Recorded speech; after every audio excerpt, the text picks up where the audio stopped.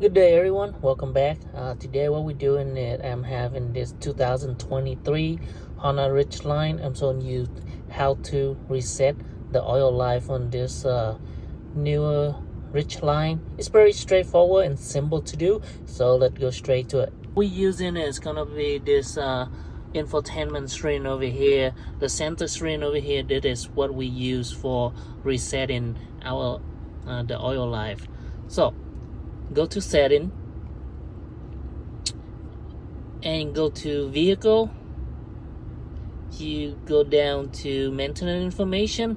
If you have maintenance like oil change, engine filter, cabinet filter, transmission oil, it will show up here with the items. Since my vehicle still have 50% oil life, I don't need to reset it, but what you do is you hit reset over here. That will reset your oil life.